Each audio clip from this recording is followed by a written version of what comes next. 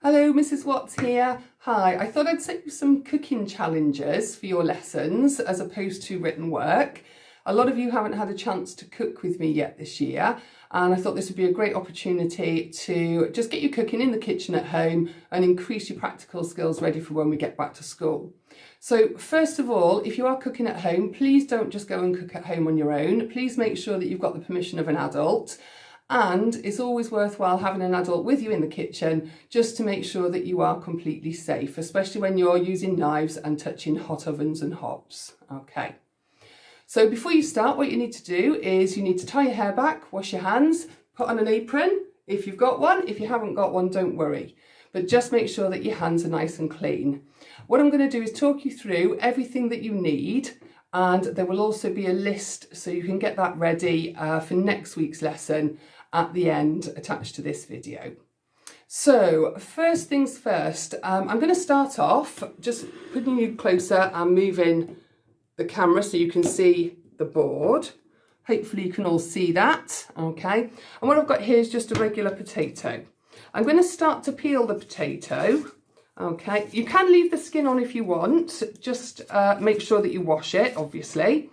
The skin will give you extra fibre in the dish, which is always good for your digestion. So we'll just give this a quick peel. Taking out with the end of the peeler any little bits of potato that you don't want. We're going to do a regular potato and a sweet potato, and I've washed my sweet potato, and I am going to keep the skin on the sweet potato because I prefer it that way. Okay. So you can either do this whilst I'm videoing, whilst you're watching me, or you can pause the video until you've peeled your potato. Don't let the video race ahead, just use the pause button. So we're going to get rid of those potato peelings. Okay, so I've got my potato. Now, cutting a potato, it's quite awkward because obviously it hasn't got a flat surface at the moment. So what you need to do when you're handling any fruit and vegetables and you're cutting them, is you need to use what's called the bridge hold, where you put your hands across and make a bridge, or the claw hold, and this will help hold things steady. So I'm going to use a big knife and I'm going to cut the potato with this bit. Don't go in like this because you're going to struggle to cut it. You need to make sure the potato is straight across. This potato is quite large for this knife. So what you might want to do is cut it this way around. It just depends on how long you want your wedges to be, okay? So just so we're safe, I'm going to make the bridge across the knife, put the knife on the vegetable first, and then your hands over, watching that little finger. Don't try and put the knife through your hands like this, because chances are you might catch yourself. And we're going to push down, okay, cutting the potato in half. That gives us a flat edge, and this keeps the potato really stable, so hopefully we won't be rocking around on the board and cutting ourselves. Again, I'm going to put the knife on the potato, hand over the top, and chop it in half. And I'm going to do that with both pieces. Then I'm going to take one piece flat down. I'm going to angle my knife at about a 45 degree, but I'm going to make that claw shape with my hand to hold it, tucking in all the fingers so I'm not going to cut myself. And I'm going to make a wedge shape. Now you might want to use the bridge to do the last bit. Okay, once again, knife, okay, over the top. You can cut in half or come down the side, or you can actually use that claw shape. You just need to have a little practice and use whichever shape hand is more comfortable to you, but the main thing is to keep all of those fingers out of the way of the knife. So we'll chop these.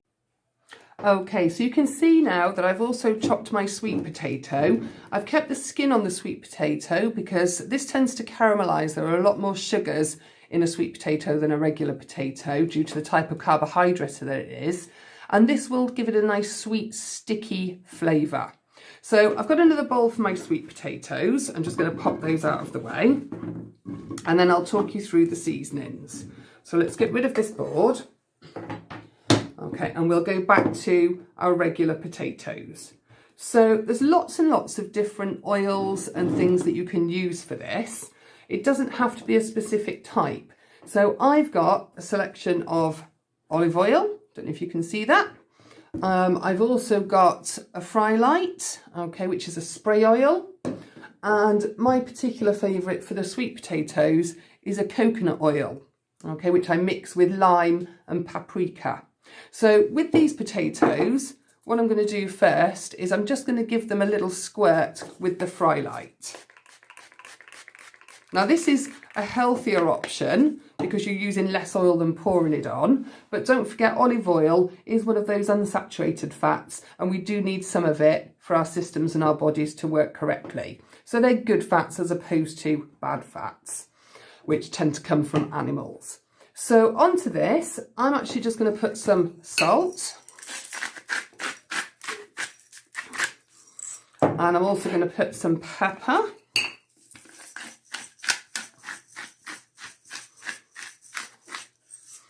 And I'm going to put just some oregano. You could use mixed herbs, you could use basil, you could use thyme, anything that you've got on your cupboard shelf.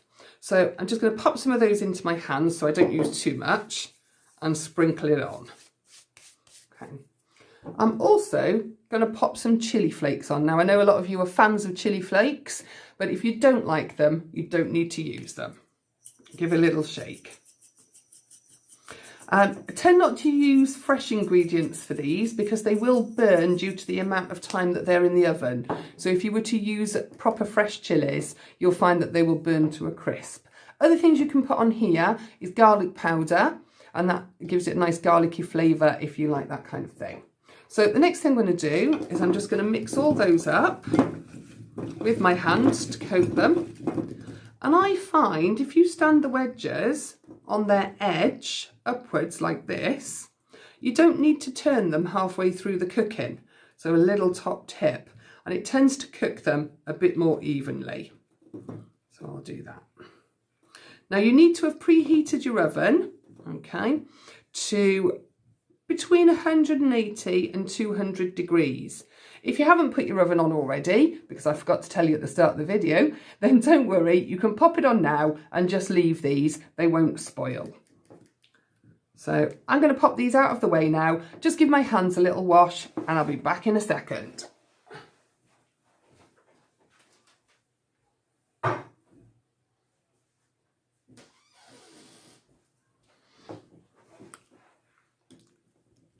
Okay. So hopefully you've managed to follow that. What I'm going to do now is just talk you through the sweet potato, and I'm actually going to do my coconut oil, paprika and lime. So if you do have those things in your cupboard, you can have a little try.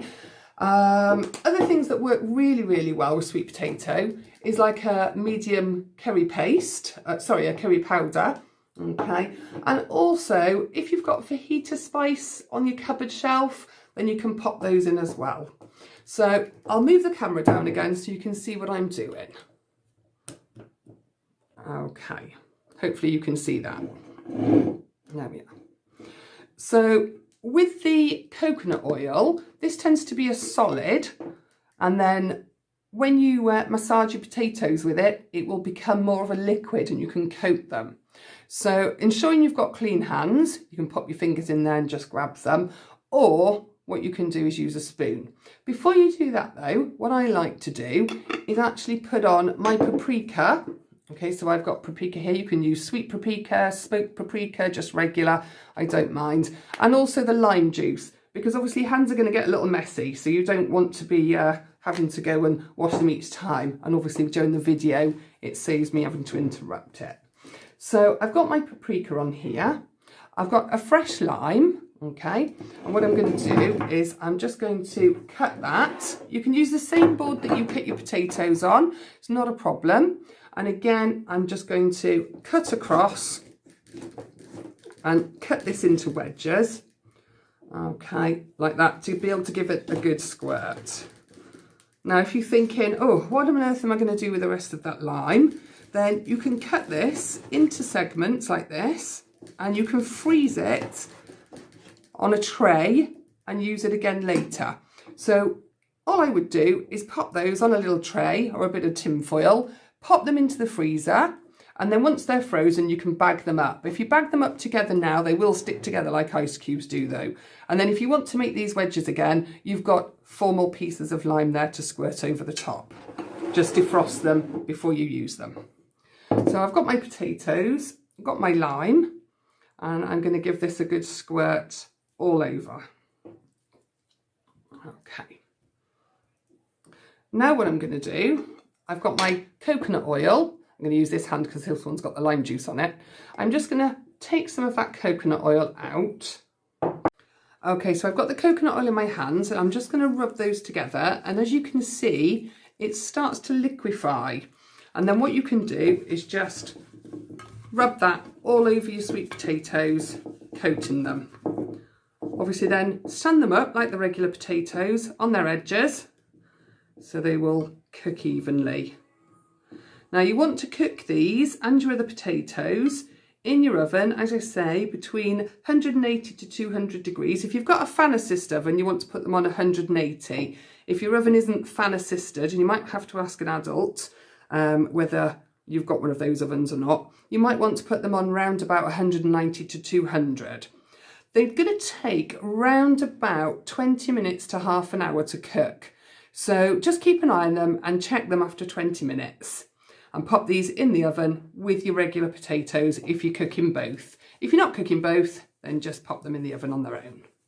Right. Okay, so hope you managed to follow that. I hope you enjoyed it. And as I say, I will attach a method sheet and an ingredient sheet with this video. And also for the recipe that we're going to do next week, which I believe you can choose to do on a Thursday. So take care and I'll see you next week.